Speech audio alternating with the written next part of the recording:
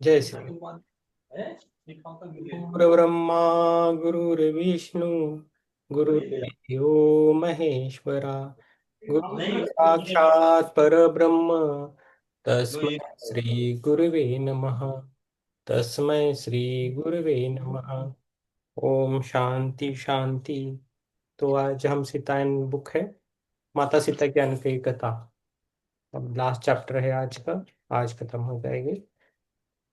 तो बहुत कुछ है लेने में इनको, श्री राम जी से, माता सीता से बहुत कुछ हम ले सकते हैं, बहुत सारा कुछ सीख सकते हैं सीता माता से। तो ये है, सबसे अच्छा है।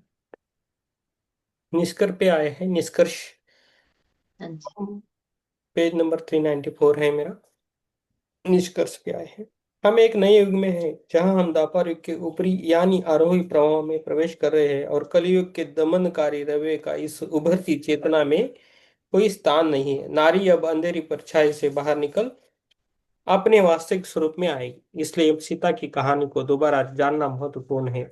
हमें अपनी सामूहिक चेतना से सीता की वह पीड़िता सीता वाली छवि को मिटा देना है जो हम पर थोपी गई थी। यहाँ तक कि सीता को केवल त्याग की मूर्ति के दायरे में निकालकर श्री राम की सशक्त और साहसी भार्या की छवि जो हमने जानी है, उसे अब दिल में बिठाए करते हुए निभाने का अर्थ अपने प्रेम से अलगाव कदापि नहीं हो सकता। सीता और राम के वास्तविक स्वरूप में जानने का हमें एहसास करना होगा कि सीता केवल प्रभु राम की पवित्र और आज्ञाकारी पत्नी ही नहीं थी, क्योंकि ऐसा सोचना श्री राम जो कि धर्म और प्रेम के प्रतीक थे के प्रति अन्याय होगा। उनका संदेश प्रेम पर आधारित धर्म था, तब भी और आज भी, और इसलिए उन्होंने नारायण के साथ अवतार लिया। वह नारी शक्ति जो इस मानव जीवन में प्रेम का प्रतीक बने और मनुष्य के विकास में हिस्सा बने। उन्हें एहसास था कि मानव जाति का भविष्य मानव मन और हृदय के विकास पर निर्भर करता है। जब मनुष्य विवेक और न्याय की भावना को व्यक्तिगत जिम्मेदारी के रूप में प्रस्फुटित करेगा, श्री राम को धर्म के सार्वभौमिक कानून के आधार पर सभ्यता की स्थापना करने के लिए जाना जाता है। क्या है इस धर्म का केंद्र? इसका जवाब एक है और वह है प्रेम, जो सार्वभौमिक कानून को गति में रखता है। प्रेम चुंबकीय और गुरुत्वाकर्षण क्षेत्रों को संभालने वाला है। ये प्रेम की एक शक्ति है जो इंसान को अभिव्यक्ति का वरदान देती है, सृष्टि को चलायमान रखती है और अंततः इसे वापस एक प्रकार अंतिम वास्तविकता से बदलने की क्षमता रखती है। यह वही अद्वितीय प्रेम है जिसकी मिसाल श्री राम और माता जानकी ने अपनी संबंध, अपनी प्रजा, जंगल के प्राणी मात्र के लिए, स्वयं धरती माँ के लिए और दूर आसमान के तारों के लिए भी हमारे सामने रखी है। प्रेम के बिना कोई धर्म हो ही नहीं सकता, प्रेम के बिना कोई न्याय नहीं हो सकता। प्रेम ही हर सच रचना के ताने बाने बुनने का काम करता है। श्री राम और माता सीता के जीवन का उद्देश्य ही इस दिव्य प्रेम को धरती पर उजागर करना था, जो सभी को प्रेरित कर सके और सुंदर समाज की नींव रख सके, जो हम सबका अधूरा सपना है। केवल पूर्व नहीं, वो परन पश्चिम के लोगों के लिए भी श्री राम और माता सीता की कहानी को तल्लीनता से जानना जरूरी है। वे मानव समाज में किसी विशेष समय पर आने वाली ऐतिहासिक हस्तियां नहीं, ना ही कोई प्रतीकात्मक या पौराणिक महत्व के पात्र मात्र है। वे जीवित वास्तविकताएं हैं जो मानव जाति का मार्गदर्शन करना जारी रखे हैं। वे आज भी लोगों को संदेश देने, आशीर्वाद देने, उनके आध्यात्मिक उत्थान से मदद करने आते रहते हैं। वे भूमंडल पर अपनी अलौकिक प्रेम का रस बरसाने, पृथ्वी को प्रेम से भरने प्रकट होते हैं। मैंने उनके प्रेम की अनुभूति की है और उनका आशीर्वाद पाया है। इस पुस्तक के माध्यम से इस कहानियों को साझा करके मैं आशा करती हूँ कि आप भी प्यार के इस विशेष गुण को अनुभव करेंगे, जिसे प्रभु श्री राम और माता सीता ने अपनी आशीर्वाद के रूप में हमारे लिए प्रकट किया है। और आप भी इस प्रेम की ऊर्जा को प्रकट होने में मदद करेंगे। जय सीताराम, जय माँ। हम्म। यस, ये है सीता माता। तो प्रेम ही बहुत इंपॉर्टेंट है। प्रेम से कैसे हम रहते हैं एक दूसरे के साथ, वो मायने करता है। हम दूसरे के साथ कैसा प्रेम करते हैं, खुद के साथ कैसा करते हैं, अपने कैसा हम भेदभाव करते हैं प्रेम में भी, वो हमें देखना चाहिए। वो नहीं होना चाहिए जो सीता माता ने जंगल में हर प्राणी से किया, वनस्पति से किया, तारों से किया, सबसे किया। वो बहुत मायने करता है। बहुत ख्याल रखा था सीता माता का, ये है। और बहुत कुछ है, लेकिन पहले हम खत्म करेंगे। यस, चित्रा जी, हाँ आप जी। रामायण का संक्षिप्त सारांश, आपको सारांश पढ़ना है। परिशिष्ट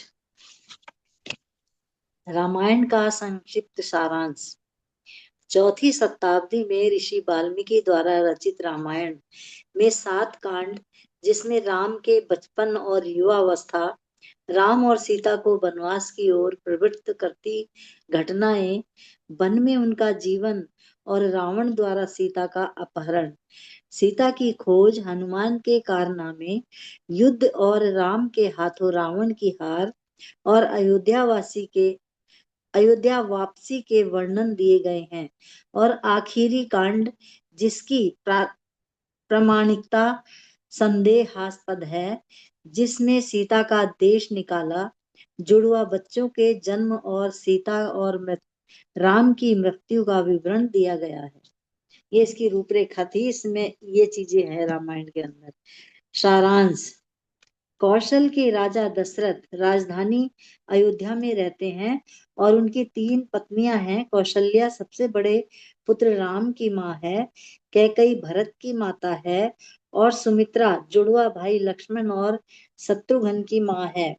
उनके पारिवारिक पुजारी ऋषि विश्वामित्र किशोर राम और लक्ष्मण को ताड़का नामक एक महिला राक्षसी थी, से युद्ध करने के लिए दंडक वन ले जाते हैं और राम को पवित्र मंत्र सिखाते हैं, जिनसे बुराई के विरुद्ध लड़ाई में दिव्य हथियारों का आह्वान किया जा सकता है। ताड़का मारी जाती है और फिर विश्वामित्र दोनों भाइयों को एक यज्ञ में शामिल होने और राजा जनक की बेटी से मिलने के लिए पड़ोसी राज्य मिथिला ले जाते हैं। राजा जनक के विदेह राज्य की राजधानी मिथिला है। राजकुमारी सीता, जिनका जन्म पृथ्वी से हुआ था, जो माँ वसुंधरा की पुत्री थी, जो विवाह योग्य आयु की है, वहां एक स्वयंवर समारोह का आयोजन किया जा रहा है, जिसमें योग्य विवाह प्रस्तावों से शिव के विशाल धनुष पर प्रत्यंचा चढ़ाने को कहा जाता है। राम के सिवा कोई नहीं था जो धनुष को उठाने तक में सक्षम हो, जबकि राम ने उसे 2 भागों में तोड़ दिया। उनका विवाह हो जाता है और उनका प्यार दोनों राज्यों के लिए एक आदर्श बन जाता है। लक्ष्मण का विवाह सीता की बहन उर्मिला से होता है और भरत और शत्रुघ्न का विवाह सीता की अन्य चचेरी बहनों से होता है। दशरथ अब राज्य का कार्यभार और सिंहासन हमको सौंपकर निश्चिंत होना चाहते हैं, जिससे हर कोई प्रफुल्लित है, लेकिन रानी कैकेयी नहीं, जो अपनी दासी मंथरा के प्रभाव में है। राज्याभिषेक से एक रात पहले वह राजा को उसके उनके पुराने वचन की याद दिलाती है और उनके बेटे भरत के लिए राज्य सिंहासन और राम के लिए 14 वर्ष का वनवास मांगती है। राम, सीता और लक्ष्मण वन के लिए निकल पड़ते हैं। इस दुख से राजा दशरथ की मृत्यु हो जाती है। भरत श्री राम को खोजने जाते हैं और वापस लौटने का आग्रह करते हैं। श्री राम भरत के साथ अपनी पादुका वापस भेजते हैं, जिन्हें सिंहासन पर रखकर वह राम के नाम पर राज्य का कार्यभार संभालते हैं। वे तीनों पिता व माँ की आज्ञा की पालन करने के लिए खुशी खुशी वनवास पर निकल जाते हैं। राम और लक्ष्मण उन राक्षसों का विनाश करते हैं जो ऋषियों को उनके तपस्या में परेशान करते थे। जैसे ही उनके वनवास का अंतिम वर्ष शुरू होता है, लंका के राजा रावण की बहन शूर्पणखा राम को बहकाने की कोशिश करती है और जब वह सीता को मारने का प्रयास करती है तो लक्ष्मण के हाथों घायल हो जाती है। वह प्रतिशोध लेना चाहती है और अपने भाई को सीता की सुंदरता के विषय में बताती है। रावण एक सुनहरे मृग का माया जाल बुनता है और दोनों भाई सीता को उनके चारों ओर खींचे गए सुरक्षा घेरे से बाहर कदम न रखने की हिदायत देकर उनके लिए मृग को पकड़ने चले जाते हैं। रावण एक पवित्र साधु का रूप धारण कर उनके सामने प्रकट होता है और सीता को उसे भिक्षा देने के लिए लक्ष्मण रेखा के बाहर कदम रखना पड़ता है। वह उन्हें पकड़ लेता है और अपने विमान में बिठा लेता है।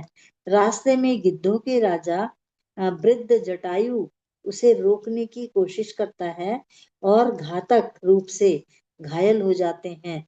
वे लंका में उतरते हैं जहां सीता एक उपवन में रहती है और रावण की ओर देखती तक नहीं, जो कभी मीठी मीठी बातों से या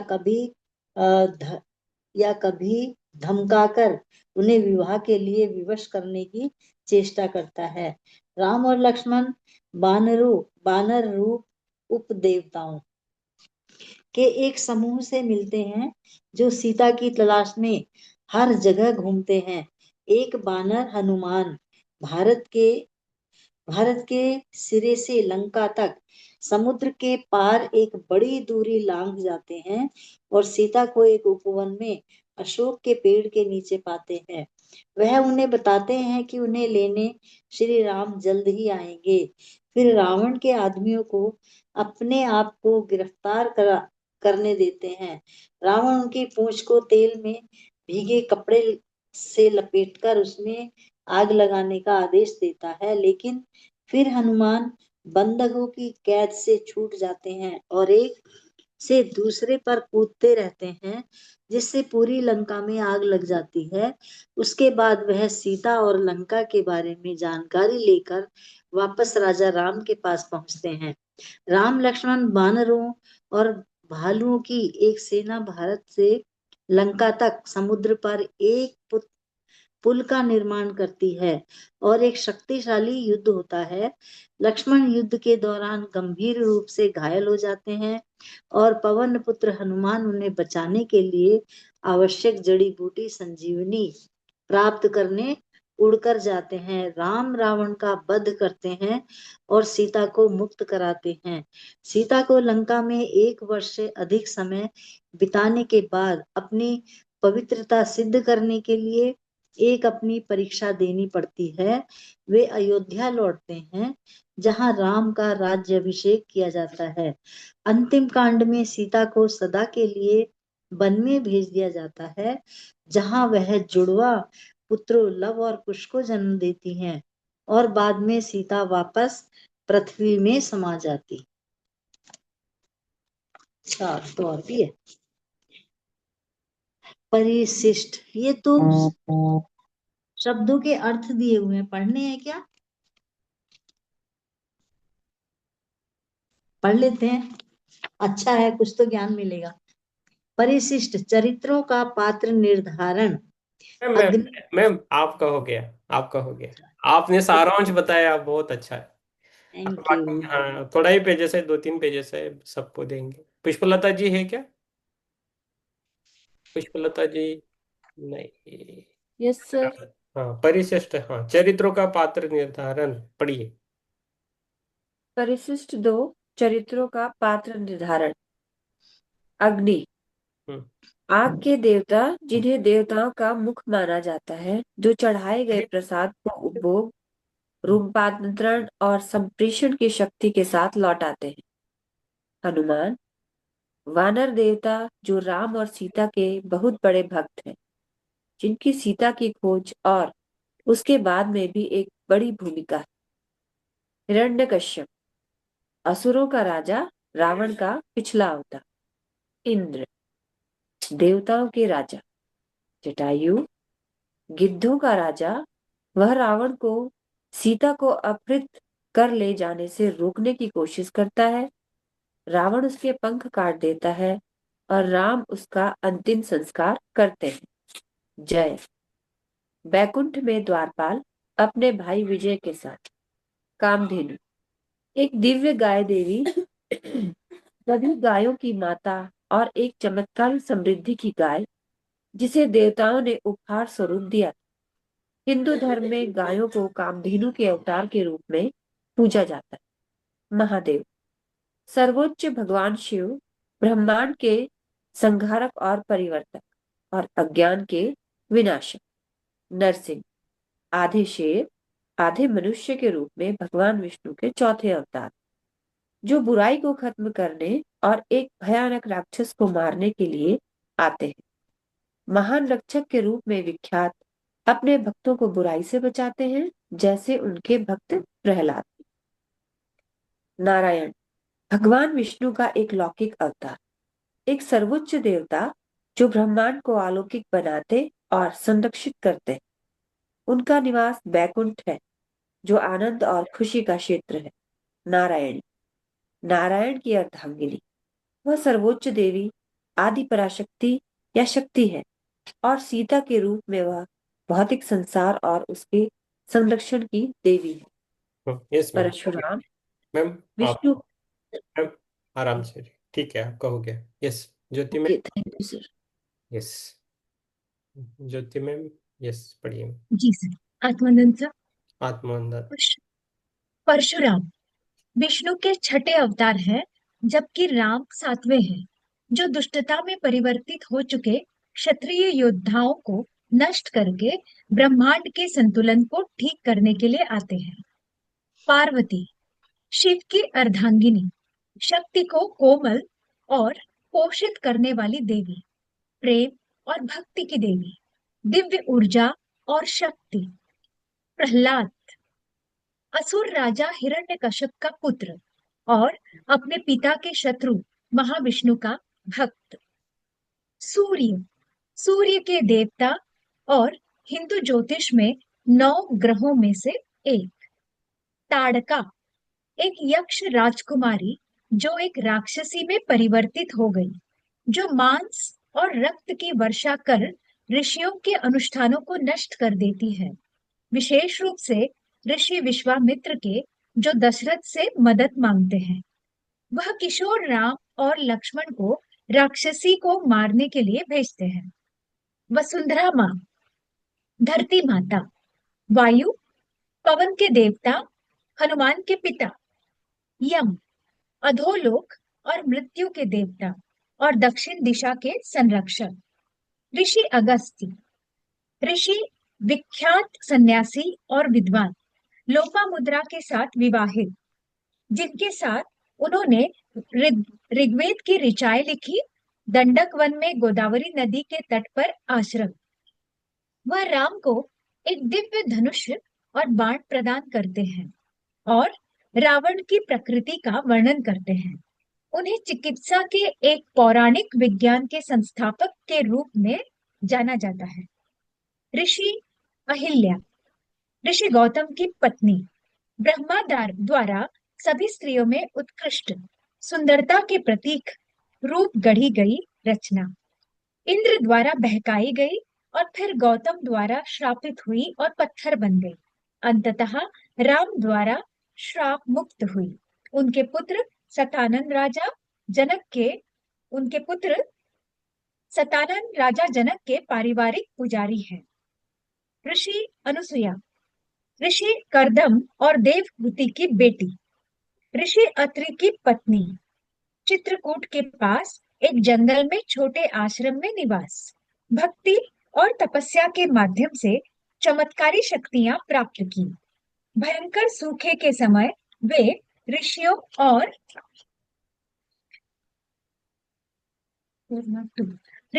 जानवरों की पीड़ा के निवारण हेतु मंदाकिनी नदी को धरती पर लाई। ब्रह्मा, विष्णु और शिव ने अनुसूया और अत्रि के पुत्र चंद्र, दत्तात्रेय और दुर्वासा के रूप में जन्म लिया।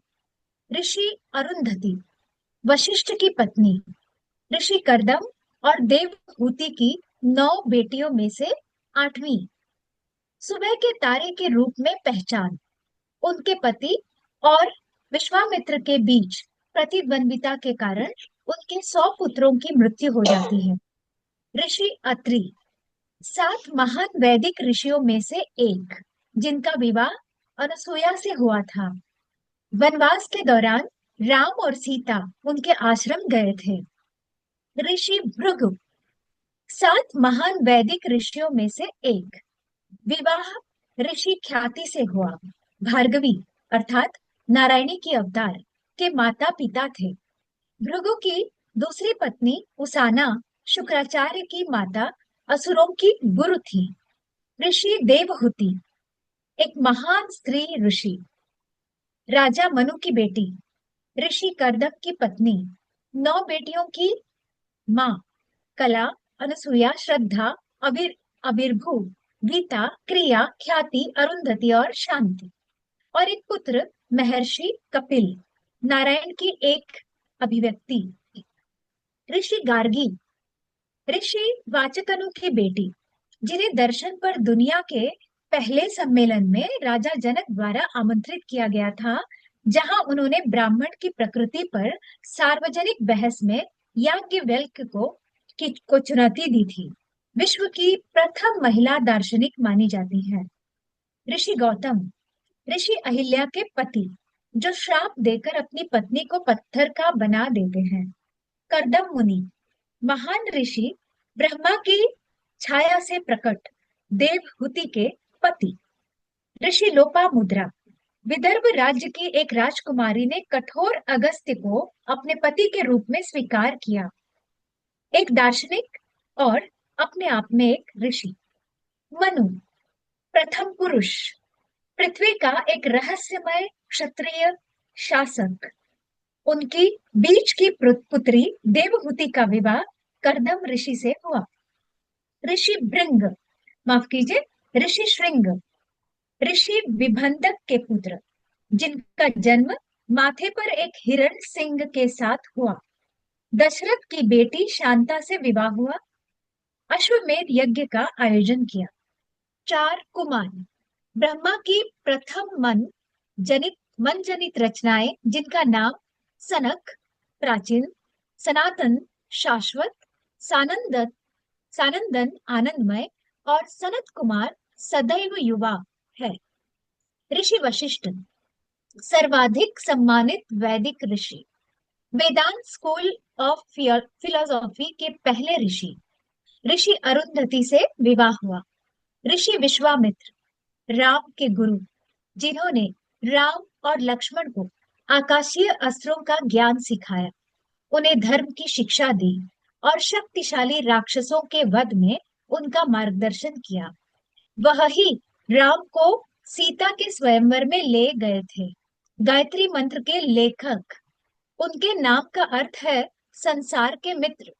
एक पूर्व राजा जो अपने शासन का त्याग कर 1000 वर्ष की तपस्या में चला गया, ताकि वह गुरु वशिष्ठ से बड़ा ऋषि बन सके, जिन्होंने विश्वामित्र की पूरी सेना और उसके दैवीय अस्त्र शस्त्रों को केवल ओम शब्द के उच्चारण से नष्ट कर दिया था। यस, थैंक यू मैम, हो गया। धन्यवाद सर। Thank you. यस, अभी हिरल जी। यस, हिरल जी, आप ये पूरा पेज पढ़ना है, 404। शाही परिवार। एक मिनट दीजिए, मेरा आवाज क्लियर आ रहा है? आ रहा है, आ रहा है। आत्मवंदन सभी को। शाही परिवार, कौशल राज्य अयोध्या, महाराजा दशरथ, श्री राम की माता रानी कौशल्या, शत्रुघ्न और लक्ष्मण की माता रानी सुमित्रा, भरत की माता रानी कैकेयी, लव और कुश सीता और राम के जुड़वा बेटे कांता, राम की बड़ी बहन, ऋषि श्रृंग की पत्नी विद्रोह का राज्य मिथिला, महाराजा शीरध्वज जनक, महारानी सुनैना, सीता उर्मिला, मिथिला के सेवक अदिति, मीनाक्षी, पिताजी दुष्यंत, उषा, रोहिणी, सोमा, सीता की निजी परिचारिका, किरण, जानवरों के प्रभारी, रावण का राज्य। रावण लंका का राक्षस राजा, नाम का अर्थ है गर्जन, शिव का भक्त, महान विद्वान कैकसी रावण की माता, रानी मंदोदरी रावण की पत्नी, शूर्पणखा उसकी बहन, त्रिजटा रावण की वाटिका में सीता की एक दयालु पहरेदार, अन्य अनुसुईया सीता की दासी मीनाक्षी का पुनर्जन्म, अजीत किरण का पुनर्जन्म, अनुसुईया का भावी पति, अभिता वनवास के दौरान सीता के लिए नदी के किनारे जप और प्रार्थना करने वाली महिला, अजीत की दादी चंद्रिका शूर्पणखा द्वारा बहकाए गए युवा ऋषि की पत्नी। नदियां, सरयू अयोध्या के पास में बहती है। गोदावरी भारत की दूसरी सबसे लंबी नदी, जिसे दक्षिण की गंगा कहा जाता है। ऋषि गौतम और अहिल्या का आश्रम इस नदी के किनारे स्थित है। गौतम की ही गंगा के मध्य भारत से गोदावरी के रूप में बहने का कारण है। गंगा हिंदुओं के लिए सबसे पवित्र नदी। जब गंगा स्वर्ग से पृथ्वी पर अवतारित हुई तो शिव ने उसके बहाव को नियंत्रित करने के लिए अपने केशों में जल को ग्रहण किया। वह पृथ्वी से स्वर्ग की ओर जाने का स्रोत भी है। वह केवल एक मातृत्व की ही देवी ही नहीं, बल्कि विभिन्न रूपों में ब्रह्मा, विष्णु और शिव की पत्नी है। मंदाकिनी, मंदाकिनी का अर्थ है वह जो शांति से बहती है। दो मंदाकिनी नदियां हैं। सर्वाधिक प्रख्यात नदी वह है जो गंगा के मुख्य स्रोत से आती है। दूसरी चित्रकूट से एक नदी है जिसे ऋषि अनुसुईया धरती पर लाई थी। यस, हो गया ma'am, thank thank you. You. अभी किरण जी, लेखक परिचय। आत्मवंदन सभी को। आत्मानंदन। लेखक परिचय। डेना मारिन 1990 के दशक के अंत में इंटरफेथ मूवमेंट के साथ जुड़ी। उन्होंने 2000 में न्यूयॉर्क में यूनाइटेड नेशन में millennium world peace summit of religious and spiritual leaders का वाइस चेयर के रूप में नेतृत्व किया। बाद में उन्होंने धार्मिक और आध्यात्मिक महिला नेताओं की एक सभा बुलाई। इस सभा को पहले ही द नेशंस जेनेवा में आयोजित किया गया और परिणाम स्वरूप 2002 में global piece initiative of women का उदय हुआ। इस संस्था के बहुधार्मिक संस्थाओं की आध्यात्मिक महिला नेता सम्मिलित थी। 2008 में डेना मरियम कंटेम्पलेटिव अलायंस, बाद में जीपीआईडब्ल्यू का ही एक कार्यक्रम की नींव रखने वाले सदस्यों में से एक थी। इस अलायंस का उद्देश्य ध्यान गुरुओं को एक ही मंच पर लाना था, जिससे कि समाज का उद्धार और धरती माता की सेवा की जा सके। 40 वर्ष से भी अधिक समय से देना मरियम परमहंस योगानंद की शिष्या है और क्रिया योग ध्यान के अभ्यास में संलग्न है। वह वैदिक परंपरा के ग्रंथों का भी अध्ययन करती रही है। उन्होंने कोलंबिया विश्वविद्यालय से स्नातकोत्तर डिग्री प्राप्त की और साथ ही कई बोर्ड्स पर सक्रिय रही है। वर्तमान समय में वह chair of the international advisor counselling of the Auroville foundation Bharat की अध्यक्ष है। 2014 में बहुधार्मिक आस्थाओं में परस्पर शांति स्थापना के प्रयासों के लिए उन्हें निवानो पीस प्राइज से सम्मानित किया गया। उन्हें माँ चूला लोंग वज्रा विद्यालय दरा है। उनके द्वारा लिखी गई पुस्तकों में my journey through time, the untold story of Sita when the bright moon राइसेस, Rukmini and the turning of time और टू डांस विथ डाकिनी सम्मिलित है। राम मंदिर। Thank you okay. Sir. Last page पढ़ू? लास्ट पेज आपके लिए नहीं है, चित्रा जी के लिए। ओके। 2 शब्द। Thank you. 2 शब्द। हम्म। जय श्री राम। प्रभु श्री राम के चरण कमलों में एवं माता सीता की आनंदमयी उपस्थिति में अपना कोटि कोटि आत्मवंदन करती हूँ। मैं स्वयं को अति सौभाग्यशाली मानती हूँ कि यह पुस्तक मुझे उपहार स्वरूप मेरे गुरु पितामह पत्री जी द्वारा मिली और उन्होंने कहा कि यह कार्य आपके द्वारा होना है। मैंने सहर्ष सहमति देते हुए तत्काल किताब पढ़नी आरंभ कर दी और यह पुस्तक मुझे बेहद पसंद आई और इसका भावानुवाद आप सबके सम्मुख प्रस्तुत है। प्रभु राम और माता सीता के आशीर्वाद से यह कार्य संपन्न हो गया है। पत्री जी का हार्दिक आभार व्यक्त करना चाहती हूँ। लेखिका डेना मरियम की यह अनूठी भाव शैली को पूरी निष्ठा के साथ आपके सामने प्रस्तुत करने का प्रस्ताव किया है। प्रभु श्री राम व माता सीता के अलौकिक प्रेम की ऊर्जा से भरपूर यह पुस्तक सीतायन, जो कि माता सीता के त्याग, तपस्या और साधना की कथा है, ध्यान के उत्कृष्ट अनुभवों की अनूठी गाथा है, हर युग के हर मानव की प्रेरणा है, चाहे वह किसी भी धर्म या समुदाय का हो, सभी के लिए पठनीय है। हम सब बहुत सौभाग्यशाली हैं जो सृष्टि पर आने वाले इस नव युग का साक्षात्कार कर रहे हैं और नए सुनहरे काल का आह्वान कर रहे हैं, जब फिर से भारत की पावन भूमि विश्व के सिरमौर के रूप में उभर कर आध्यात्मिकता का ध्वजा फहराएगी। संपूर्ण प्राणी मात्र ध्यानी बनकर अपनी आत्मिक शक्तियों और दिव्य चेतना के प्रति जागरूक होंगे। माँ वसुंधरा पर शांति व सद्भावना का प्रसार होगा। विश्व में एक ही सार्वभौमिक मानवीय कानून लागू होंगे जो सर्व कल्याण के लिए होंगे और धर्म के हित के लिए होंगे। वन्य जीवन सुरक्षित होगा। वनस्पति जगत फिर फलेगा फूलेगा और धरती पर जीवन संतुलित होगा। इंसान अपने लोभ और स्वार्थ को त्याग कर सर्व जग हिताय सर्व जन सुखाय की नीति अपनाएगा। जिस अलौकिक प्रेम व आदर्श राम राज्य की नींव के पत्थर स्वयं मर्यादा पुरुषोत्तम राम और माता सीता ने रखे थे, उस प्रेममयी सुनहरी सृष्टि का हम आवाहन करते हैं। जब त्रिलोक में शांति, अमन और प्रेम होगा, विचारों में समानता होगी, नारी का सम्मान होगा, घर घर में सत्य, स्वाध्याय और ध्यान का अभ्यास होगा, हर व्यक्ति ध्यानी होगा।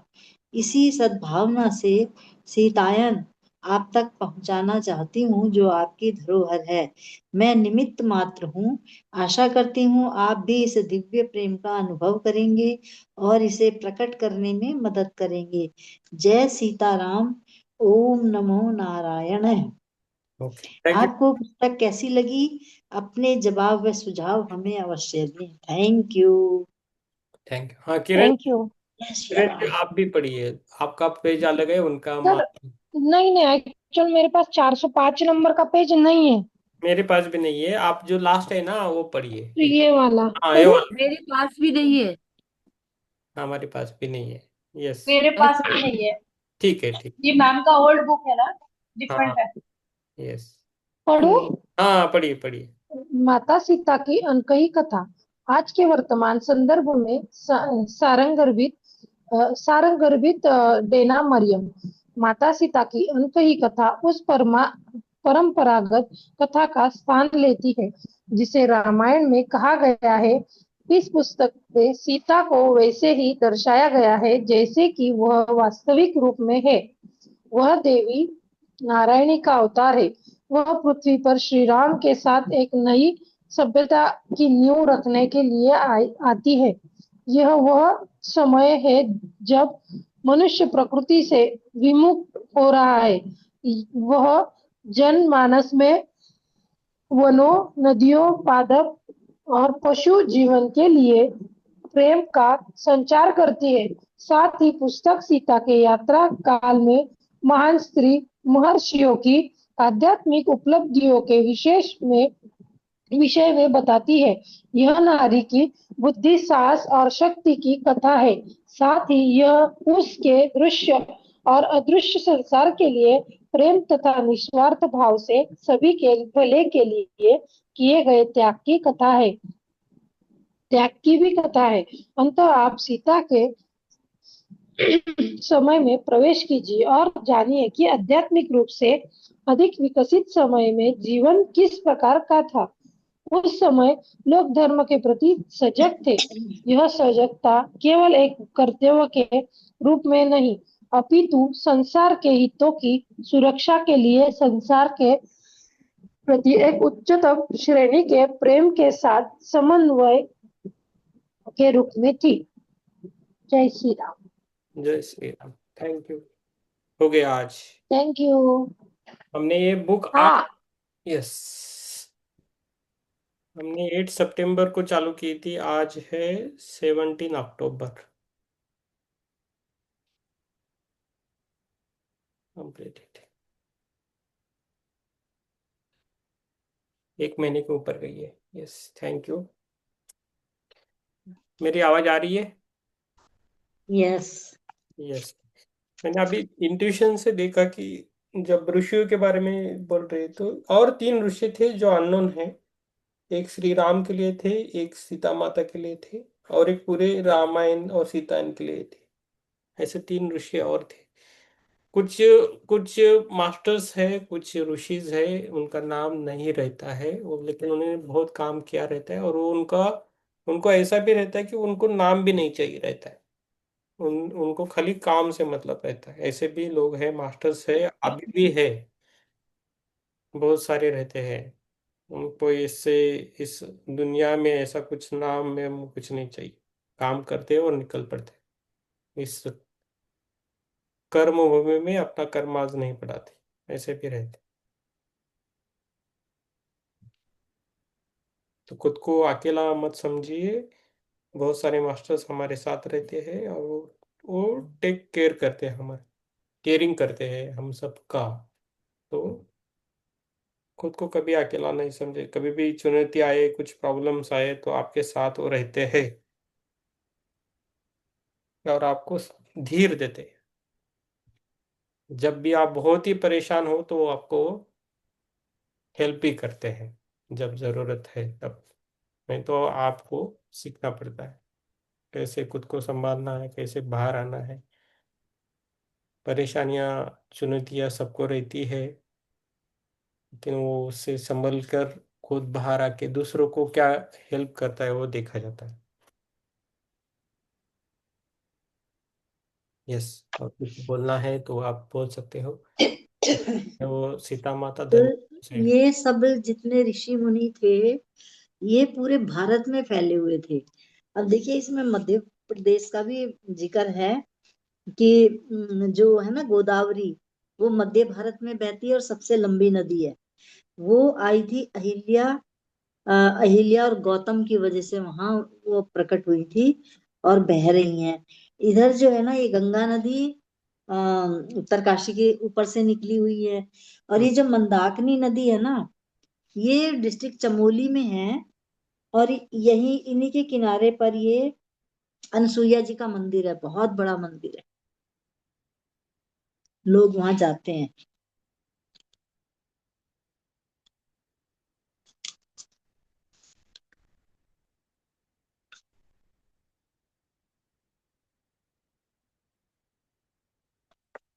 ये तो मैंने देखी है, मंदाकिनी का जहाँ संगम है, मैं वहां गई हूँ।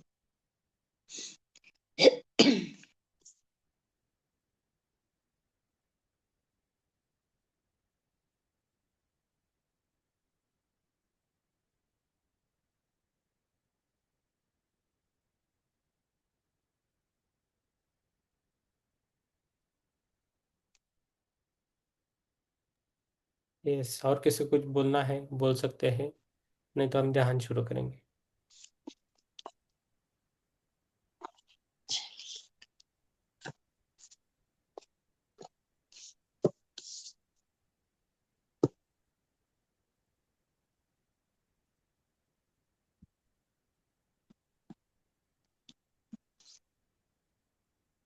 शुरू करना है ध्यान? हाँ जी। यस, चलो फिर बैठेंगे। करिए। हमारा कम से कम इसमें हो जाए तो अच्छा रहता है। ध्यान, हमारा समय बचना चाहिए, और हमारा सभी अपने अपनी फिजिकल प्रॉब्लम्स है, जो भी प्रैक्टिकल उस पर ध्यान दीजिए। मैं तो ज़्यादा ये थर्ड आई के पीछे मत भागिए। अभी अपने फिजिकल प्रॉब्लम्स है, अपने जीवन में जो प्रॉब्लम है उसके बारे में थोड़ा सोचिए, अपने आप थोड़ा थोड़ा देखेंगे कैसा होता है। पहले रूट चक्र पे काम करेंगे, बाद में सब।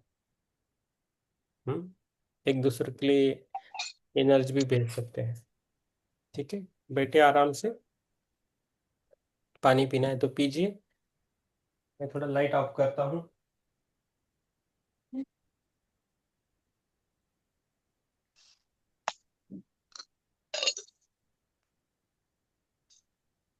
यस, आराम से बैठिए जहाँ जगह है।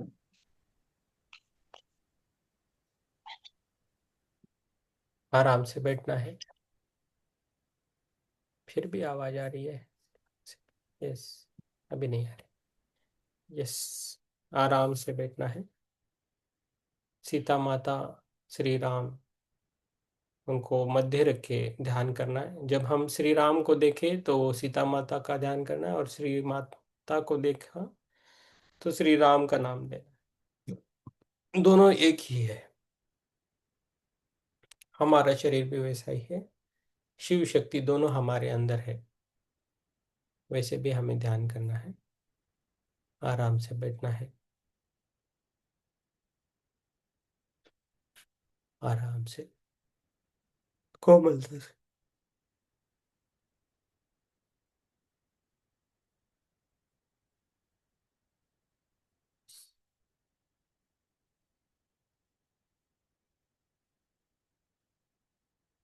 क्या हमारे अंदर श्री सीता माता बसी है?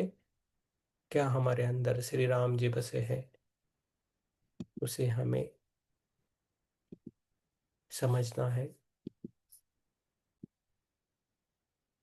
क्या हमारे अंदर रामायण बसी है? क्या हमारे अंदर सीता है? जो भी हमने सीता माता के बारे में जाना वो बहुत अद्भुत है। जो ध्यान के लिए भी है, पूरा ध्यानमय जीवन गया है।